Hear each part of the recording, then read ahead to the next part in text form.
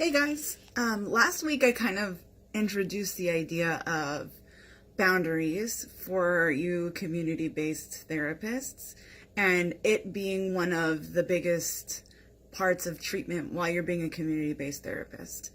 And then I thought, well, I'm not really telling them a whole lot about what does that really mean? Like, how do you create a boundary?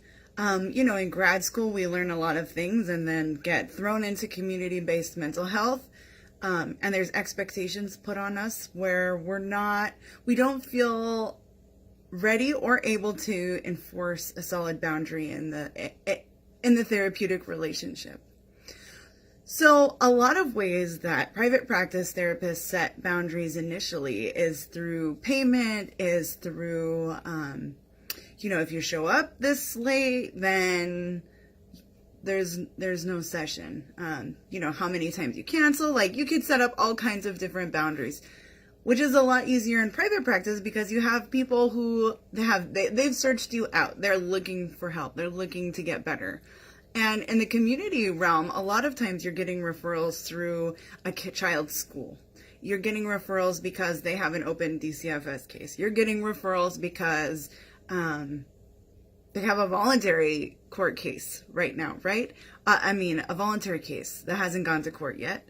And they're saying pretty much like, if you don't do this, then we're going to take the kids away. So how do you set up a boundary with somebody who, one, if they cancel, and you close their case, they're going to be ecstatic. And they're going to be like, they closed my case for whatever reason. And they'll be able, they're just going to be like, well, they told me we didn't need it. Which isn't true a lot of the time. So I talked the last video about buy-in, right? You have to first identify who's the decision maker in the home, especially in our community-based programs. One that's a cultural piece of it, but it's also getting the buy-in, showing respect within the family to who they consider the decision maker. So once you get buy-in, it's about setting boundaries, right? Because there's ways you can make a relationship that violate boundaries, even in your personal life. It's really easy. I could set up a relationship where my boundaries get violated versus, telling somebody right up, straight up, like, if you text me and it's 7:00 at night, like, I'm not going to answer you because I have XYZ going on. So you set the boundary in the beginning, right? So nobody gets hurt, nobody is offended, everything's understood. So when the consequence happens, for example, if you text me at 8:30 and I don't answer, well, then the consequence that I don't answer happens, then that's already been talked about. And it's already been a boundary that we've talked about. So think about your boundaries in mental health, especially community-based work. A lot of boundaries that get crossed are late cancellations, right? I'm calling you last minute because there's a doctor's appointment. Chances are that doctor's appointment was made at the last doctor's appointment because that's how appointments get made for children, right? They may have just got the reminder, but they also got the reminder yesterday, right? Not 5 minutes before the appointment. So in those cases, you need, in the beginning, you need to set that boundary. Like, yes, although we're community-based and although there's no payment, there is actually payment, right? You don't see the transaction, but there is payment that your agency is losing out on because the boundary is being violated. So you pretty much have to explain, look, like that last minute cancellation, I'm going to have to mark it down into the chart. After so many of these, it's really time to sit down and wonder, like, what is the problem? What is therapy scary? Is there something about me that's an issue? This is where all the difficult questions come up and where you as a therapist have to feel comfortable enough and ready enough to talk about difficult things like race, like religion, like people's stigma towards mental health, like what the community is thinking about them. Like, I can't believe I have this DCFS case. I love my children and people are telling me that I'm abusing them. Difficult things around culture are coming up. Immigration status come up. These are difficult conversations that you yourself have to be ready to have. That means you yourself have to be taking care of yourself. You need to know your issues so that you can address the issues that are coming up around boundaries with your clients. So late cancellations is one of them, right? Just completely blowing it off. Or maybe they're hopeful and they're like, yes, I'm going to go. And then boom, avoidance hits because they have a lot of trauma and they don't want to talk about it. It happens with everybody. It happens with us, like sometimes when we're burnt out and somebody starts talking about the sex abuse scandal that's happening online on TV, and it's just like la la la la la la, right? Because we're not sorry, Art, this fell. Because we're not in the space to be ready to hear it. We're avoiding it. And we have to be understanding of that in our clients. We have to know what we're doing. So when we see a client who's being avoidant, we should not be pushing them into the trauma, right? We need to be empathizing, validating, and normalizing their experience and the experience of avoidance. And remembering that avoidance oftentimes is not conscious. It's subconscious and it's body-based. Like literally feeling ill before a session. Like, oh my God, my arm just hurts so bad. I need to go to the doctor. Like, I need urgent care 20 minutes before your therapy session. And sometimes it takes the professional calling out and saying, hey, you know what? Your life has been really difficult.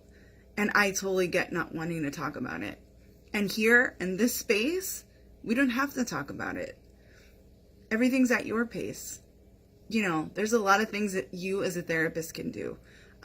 You could talk about talking about it, which I think is even too much for a lot of trauma survivors.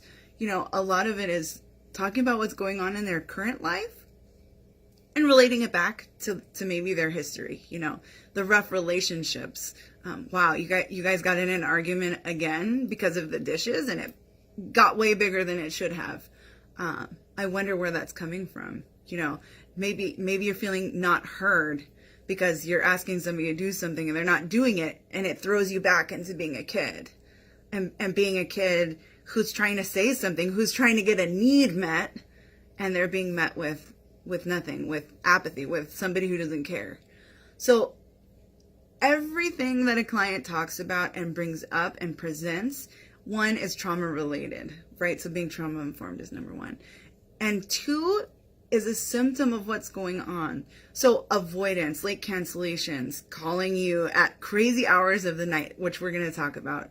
So when a client is calling you 24/7, like about nothing, I'm not talking about your high intensity clients who are calling because they're gonna kill themselves, right? Like that's a whole different story, and we need to be available as much as we can for that in community-based mental health.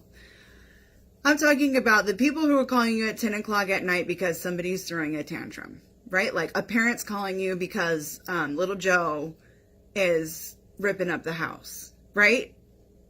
Not an emergency. Like sometimes kids do this. Sometimes kids rip up the house. And we have to recognize it. Yes, it's a boundary violation. Absolutely. And it's something that you would immediately talk about when they called you. If you have accidentally picked up the phone, because first I would not even pick up the phone. But if you accidentally pick up the phone, it's something you immediately address. And you say, hey, I understand that things are hard right now and you're feeling overwhelmed. But I unfortunately cannot help you right now. I can give you a call tomorrow at 9 when I come into the office and we can talk about what happened, right? You set your boundary, a hard boundary. If they continue to talk, you remind them, I'm going to go. I will give you a call at 9 o'clock in the morning. And another part of boundaries is that you have to take accountability and you actually have to call them. So whatever time you set, it has to be a time that you can actually call them. Like not in a meeting. If you're going to be in a meeting tomorrow at 9, don't tell them you're going to call them, right? Because now you're violating their boundary. So other things that a lot of people will tell you that people who are calling at all hours of the night, they're borderline. And that's something that we in the mental health community just like to label everybody as a borderline. And I challenge you in these situations to view every action of your clients as a reaction to their trauma. They've been triggered and they're reacting the best way that they know how. So that's a challenge for you guys when people are violating your boundaries to understand that people have violated their boundaries and they don't know what a healthy boundary is. And oftentimes we are the first people in their lives who can set a boundary without hurting them, right? And I'm not saying hurting them emotionally, because sometimes they're going to feel hurt that we're saying like, hey, I really care about you, but actually right now I'm not available. But we can talk about it tomorrow. Sometimes we'll throw some of your clients through a loop, especially if they do tend to have personality issues. But at the same time, boundaries. That's what helps those clients. Structure, routine. Another thing is people who have like changing session times. It's something to be addressed. Some people can't avoid it because of their work schedules, right? Like, hey, Mondays, sometimes I have off, and Tuesdays, sometimes I have off. You really want to get them into a consistent rhythm. Like, I meet with you Thursdays at 3 o'clock consistently. That also is another thing you as a therapist have to take accountability for. You cannot be canceling and rescheduling. You cannot. You need to plan in advance. Obviously, if you're sick, that's a different story, right? And obviously, if they're sick, it's a different story. However, you cannot move around your session times. And if you're moving them around, I 100% guarantee that your clients will be moving them around. So you also have to know that boundaries is modeling. So if I'm canceling, I'm going to expect that my clients will cancel as well. And we need to hold ourselves to as high or higher of a standard than we're holding our clients. So that's another piece of boundary. Again, a lot of boundary stuff is on you, right? Like I need to be comfortable enough to tell my client no. I need to be comfortable enough to say like, wow, this is definitely coming from avoidance and your trauma. I have to be unafraid of using my expertise, my knowledge, in order to identify the therapeutic process and what's happening when your boundaries are being violated. You have to identify it in order to process it and to eventually shift it, right? So that's my video today on boundaries. Again, I'm really excited. I really like talking about community mental health. I used to do it. I used to live it. I breathed it for a very long time. In the field as a provider and in the field as a supervisor. And it's not easy. And I just hope to give you a space where you can learn really valuable information, but at the same time, maybe hopefully eventually find connection with other community therapists who are going through the same thing, learning from them. How do they deal with it? And preventing burnout, because it is easy to get burned out. And I think that's what our next video is going to be about things you can do to help prevent your own burnout around self-care. But I'm not talking like self-care, like, go to the gym, because a lot of self-care can actually be numbing and avoidant.